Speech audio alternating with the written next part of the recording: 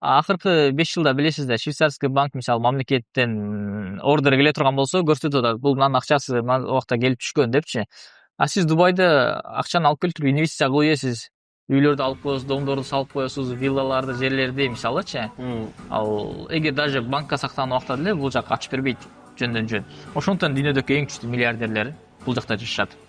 Сиздин коопсуздук, сиз түнү дагы мисалы чөнтөгүңүзгө миллион, 5 миллион доллар салып алып, көчөдө жөн басып кетишиңиз мүмкүн.